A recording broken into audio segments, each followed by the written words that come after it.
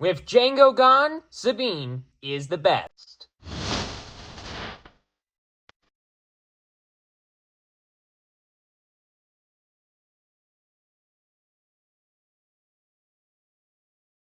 Hello and welcome to the table, and today I'm going to be doing a deck tech video for Sabine Aggro, and yeah, this deck is just dumb. I'm not going to do a ton of different versions for it. I'm just going to go over the version I think is the best, and the one right in front of you here, and it's just dumb aggro stupidity, essentially. So, it's got all the space stuff that you love, Green Squadron Y-Wing, you got the Phoenix Squadron Y-Wing from Jump to Lightspeed, a new 2-resource 3-2, the Red Squadron Y-Wing, 2-resource 1-3 that deals indirect damage, 3 indirect damage when it attacks. You got the Blue Leader from the new set, 3-resource 3-3 ambush, or it can be a 5-resource 5-5 ambush in the ground arena. You got Red 5 as a 3-resource 3-2 that on attack deals 2 damage to a damaged unit. Sabine's Masterpiece, 3-resource 3-3 that on attack can give experience tokens and deal damage to units or bases depending on what aspects on units you have out. Wing Leader, 3-resource 2-1 that gives some experience tokens to another rebel, 2 experience tokens to another rebel when you play it. Bright Hope, it's only a 2-of in the deck like the Wing Leader, but it's a 4-resource 2-6 Sentinel. When played, you can bounce one of your dudes back to your hand to then draw a card.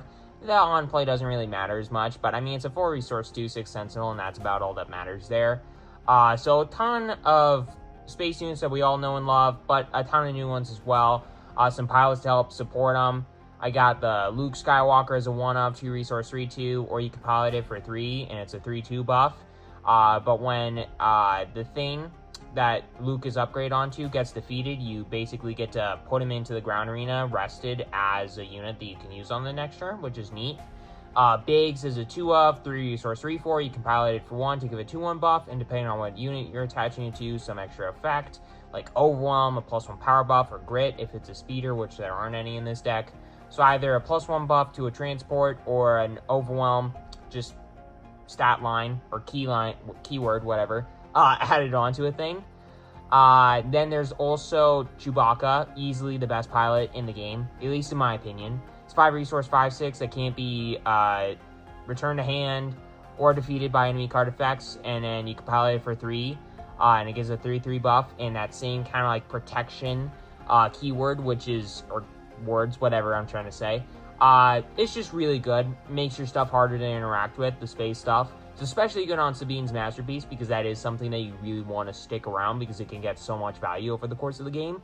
And, I mean, you can play a Sabine's Masterpiece, next turn Chewie, and then have something like a Daring Raid open, which, I mean, that's just always a good 2-of in aggression decks. 1 resource, deal 2 to a unit or base. It just does more damage. It does more of what the deck's wanting to do.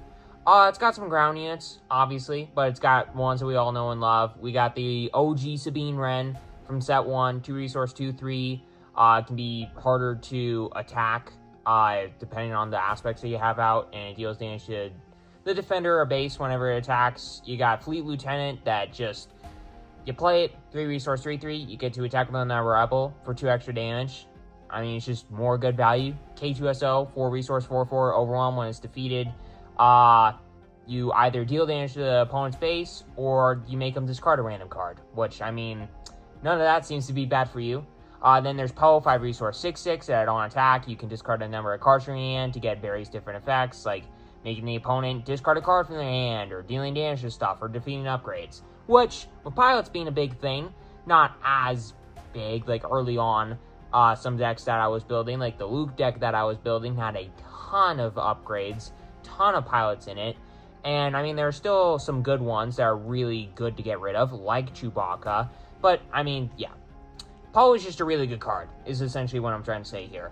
Then there's Wrecker, 6-resource 7-6 Overwhelm, that when played you can defeat a friendly resource to deal 5 damage to a ground unit.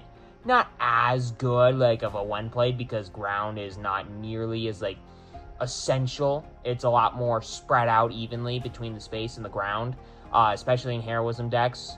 Aggression decks like Sabine, pretty spread out and evenly spread out. Then some other cards that I haven't talked about so far. Open Fire, just a 3-resource event that deals 4 damage to a unit. Nothing really that bad about the card. It's just like, it's it just is some good way to deal more damage to this stuff.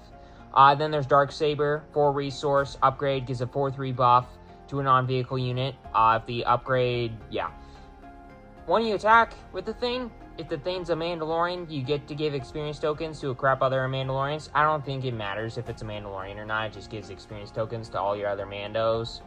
And it's just, like, amazing on Sabine. You flip Sabine, then you put Darksaber on the Sabine, and yeah, I mean, just the curve of this deck is nuts. Like, you can play something like a Red Squadron Y-Wing on the first turn, into a Chewbacca, into a Sabine flip Darksaber, and, I mean, it's just dumb. It's just dumb. And, I mean, that's probably not even the most absurd playline, but that's just one that you can do, like, fairly consistently. And afterward, you got Poe, you got Wrecker, you got all of, like, the just... There's so much that you can do. Like, you can go a million different paths with a deck like Sabine, which is what makes her so powerful. You can draw pretty much any opening hand, and you can just immediately flood the board and get your opponent on the back foot and having to answer your board state or else kind of a situation in almost every single game, which is just dumb. Now, obviously, it's not as oppressive as something like Jango, at least from what I've seen so far, because the meta is a lot more wide open than it was when Jango was kind of ruling over it for a brief period of time. Not a brief period, but you know what I mean. But yeah, Sabine is just an absolutely absurd and pretty nuts deck. I would say it's probably the best deck going into the new Jango-less meta. So, if you are looking for a list, if you're looking for a powerful list, this is one that I would definitely consider picking up. But anyways, with all that aside, make sure to hit that subscribe button, hit that like button, it's completely free, your own grades, and have a great rest of your day, everybody.